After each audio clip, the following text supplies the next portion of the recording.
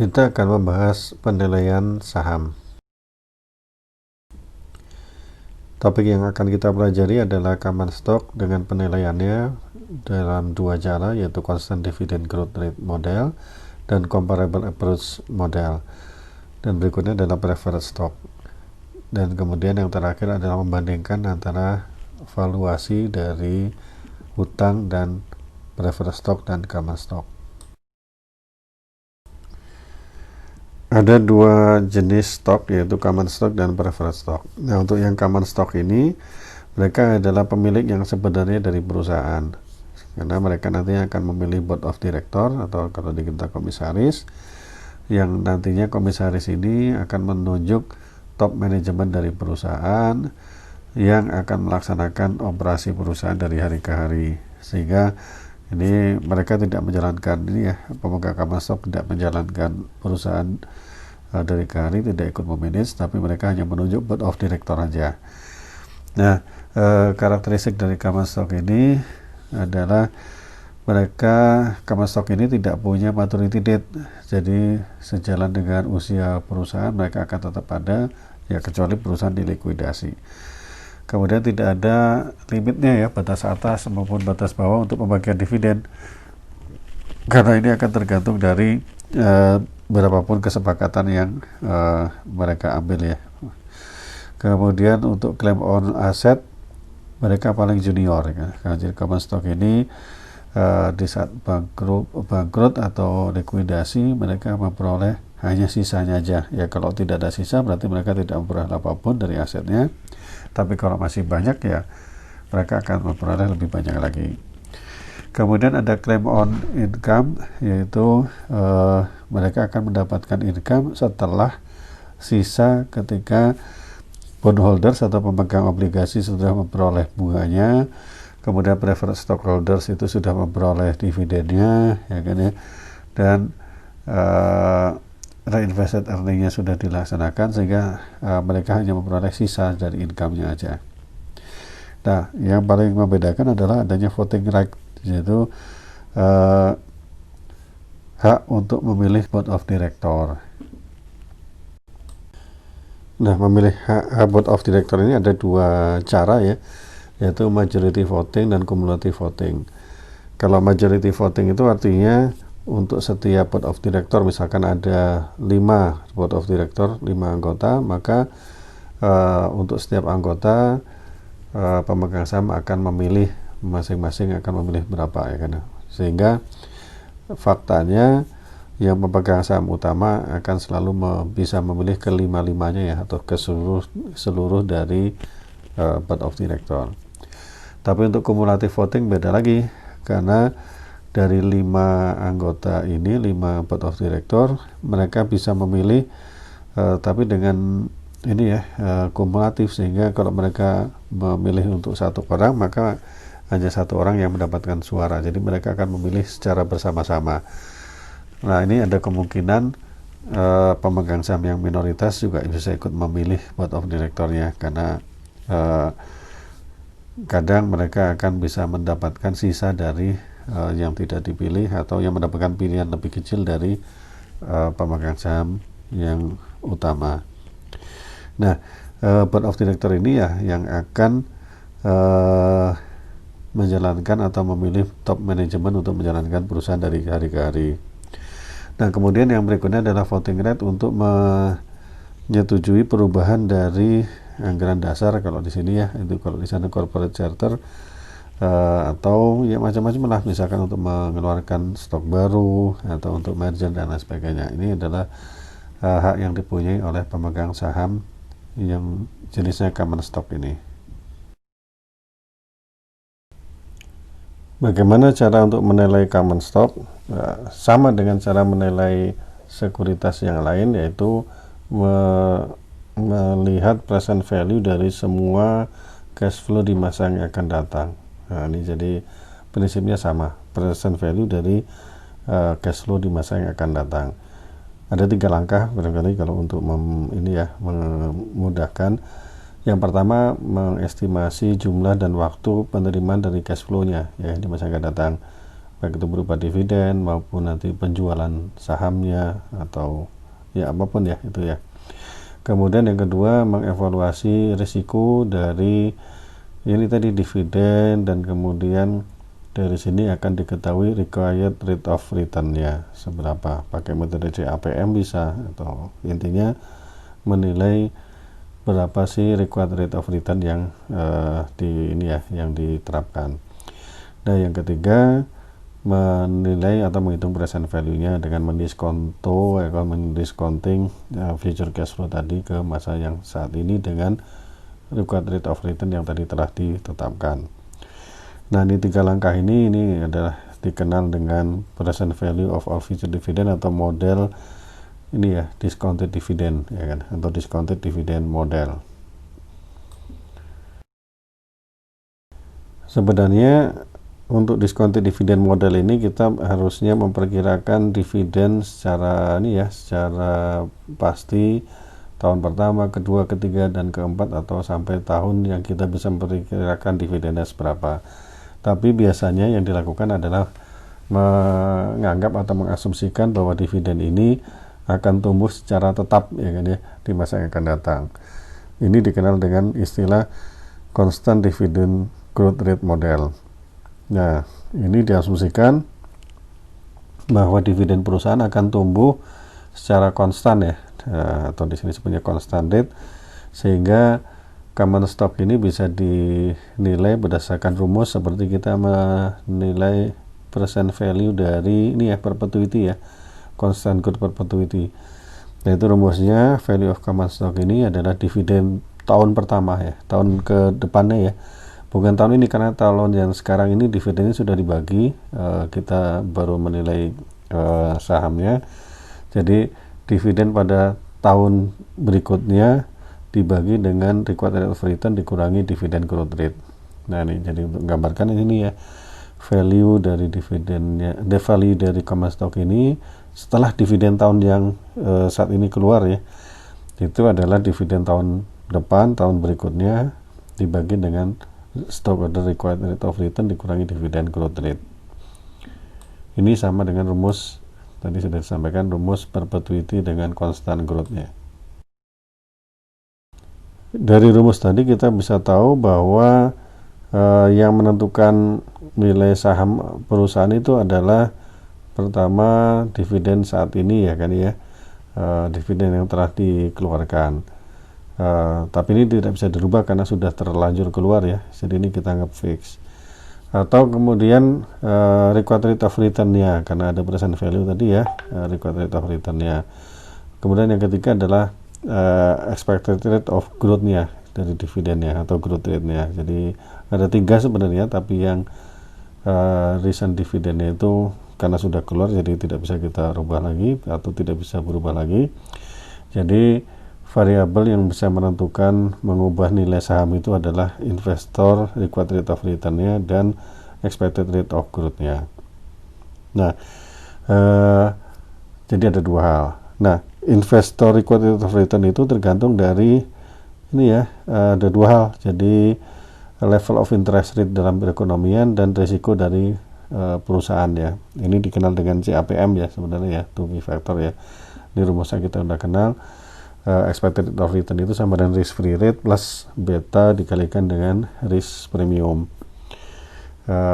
Itu yang required rate of return. Kemudian faktor yang berikutnya tadi yang bisa berubah adalah rate of growth dari future dividend. Ini adalah fungsi dari seberapa banyak dana dari perusahaan ini direinvestasikan, ya kan? Kemudian dari dana yang direinvestasikan tadi seberapa sih return of equity-nya ya, rate of return-nya, atau di sini disebut dengan return of equity.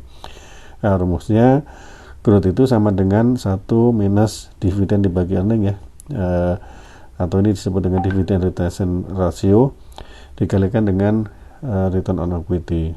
Kenapa seperti itu? Ya maksudnya pertumbuhan perusahaan itu akan tergantung dari dana yang direinvestasikan dikalikan dengan return dari dana yang diinvestasikan tadi. Contoh misalkan satu perusahaan ini Hynder Motor itu membayar dividen tahun lalu sebesar $3,5. Kemudian pertumbuhan perusahaan itu konstan sebesar 5%, ini asumsinya. Berapa nilai dari common stocknya jika required rate of return-nya 20%. Nah, tinggal dimasukin aja rumusnya. Value-nya adalah sama dengan dividen tahun depan dibagi required rate of return dikurangi growth. Dividen tahun depan berapa? Ya 3,5 dividen tahun lalu dikalikan dengan growth-nya. Growth itu 1 plus ini ya, 1 plus growth-nya ya, 1,05 dibagi dengan required rate of return-nya 20% dikurangi 5% pertumbuhannya sama dengan $24,5. Nah, ini gampang ya, tinggal masukin ke dalam rumus. Nah, misal soal yang kedua, Pinkman Motors ini membayar dividen tahun lalu 3,75. Jika return on equity-nya adalah 24% dan retention ratio-nya adalah 25%, berapa value dari common stock-nya jika required rate of return-nya 20%. Nah, untuk ini kita harus ngitung dulu growth-nya berapa. Growth itu adalah retention ratio dikalikan return on equity ya, tadi 0,25 dikalikan 24% atau 6%. Ini growth rate out of dividend-nya. Kemudian kita masukkan ke dalam rumus, dividen tahun lalu dikalikan 1 plus growth-nya ya, 3,75 kalikan 1,06 dibagi required rate of return-nya 20% dikurangi growth-nya 0,06 atau 6% sama dengan 28,39. Simpel ya, jadi kita tinggal masukin ke dalam rumusnya. Metode lain yang bisa digunakan adalah dengan metode perbandingan atau comparable approach. Di sini nilai perusahaan itu diestimasikan dengan perkalian dari suatu ukuran kinerja. Biasanya ukuran kinerja yang dipakai adalah ini ya, price earning ratio. Jadi nilai dari common stock itu adalah price earning ratio dikalikan dengan estimasi dari earning per share tahun yang ini ya, tahun yang akan datang, atau P per E kalikan E. Nah, ini bisa didapatkan dari perusahaan-perusahaan yang sejenis atau ya dari suatu nilai yang ditetapkan oleh analis. Kalau dikembalikan ke rumus yang sebelumnya, price itu adalah dividen tahun berikutnya dibagi dengan required rate of return dikurangi growth, maka price earning ratio juga bisa ditentukan oleh itu ya. Jadi dividen dibagi earning tahun depan dibagi dengan required rate of return dikurangi growth. Nah, ini merupakan angka dari price earning rasio yang diharapkan barangkali ya. Sehingga kita bisa melihat bahwa price earning ratio itu akan sangat tergantung dari growth rate of dividendnya seperti yang tadi ya sebelumnya, dan required rate of return.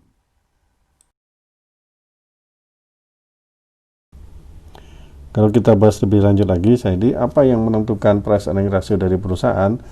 Tadi sudah sebut dua ya kan, yaitu growth rate dan required rate of return.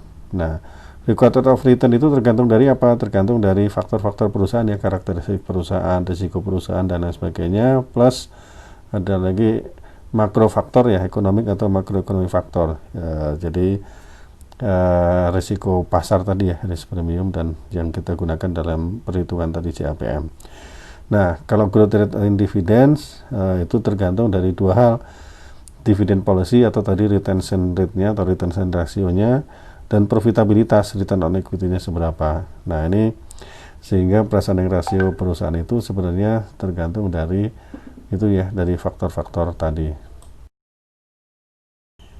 Contoh nih, misalkan required rate of return 13,5%, expected earning pada tahun ini adalah $6, retention rate-nya adalah 50%, return on equity-nya 15%, ya kan. Kemudian ada ini ya, perusahaan yang sejenis itu 16,667 earning per share ini harganya.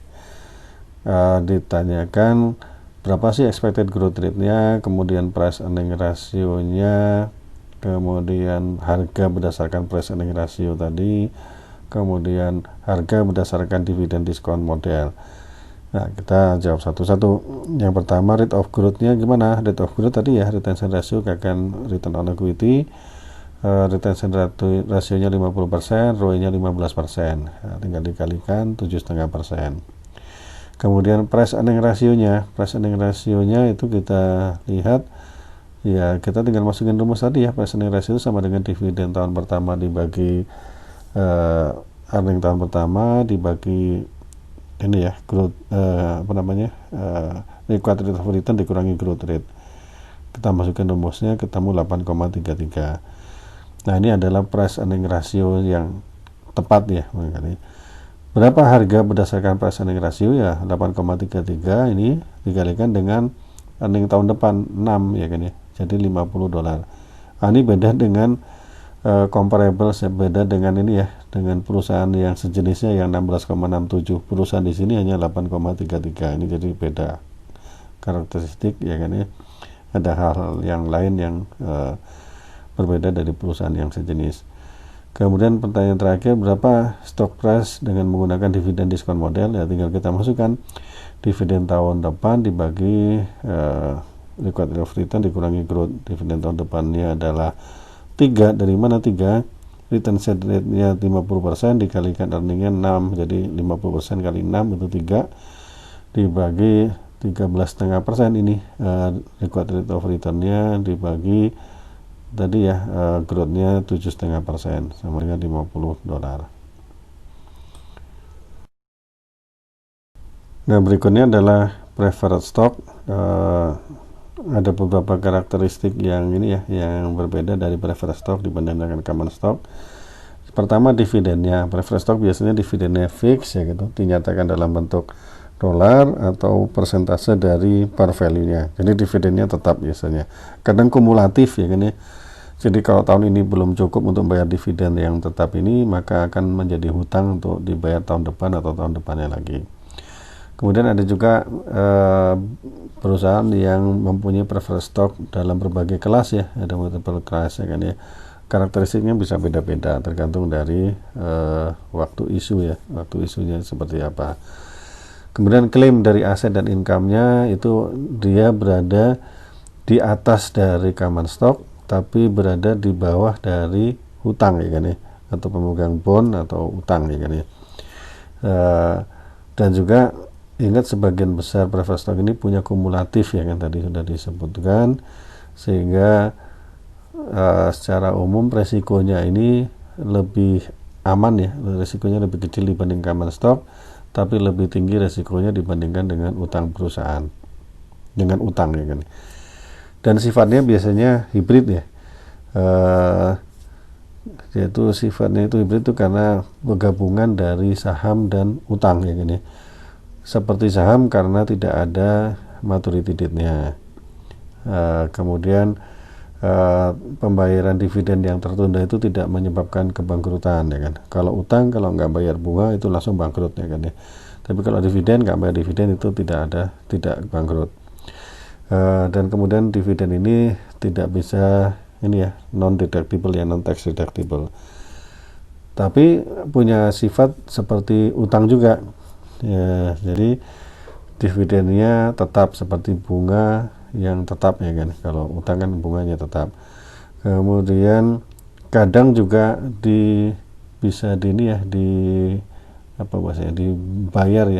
kalau di sini punya retired, dibayar atau dilunasi preferred stocknya. Jadi ini gabungan dari common stock dan utang. Bagaimana cara menilai preferred stock? Nah, karena tidak ada maturitasnya, maka ini kita akan menilai sama seperti perpetuity ya. Dan juga karena tadi dividennya tetap, ya berarti seperti perpetuity yang murni. Jadi rumusnya value dari preferred stock itu sama dengan stock dividennya ya, preferred stock dividen ini dibagi dengan required rate of return-nya. Ya, sama persis dengan rumus perpetuity.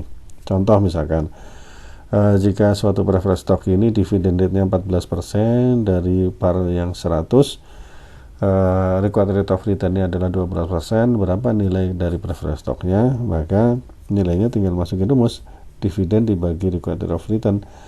Dividennya 14% kali 100 berarti 14 dibagi 0,12 berarti 116,67. Nah, ini adalah cara menilai dari preferred stock. Nah, kalau kita bandingkan valuasi dari beberapa sekuritas yang sudah kita pelajari, yaitu ada bond kemarin, kemudian kali ini ada preferred stock dan common stock, intinya sebenarnya sama, present value dari future cash flow, ya kan ya. Nah, kalau bond itu future cash flow-nya dari bunga dan prinsipalnya. Nah, ini ada rumus anuitas untuk interestnya, ya kan ya. Prinsipalnya di simple present value. Kalau untuk preferred stock tadi present value-nya berupa sama dengan perpetuity ya.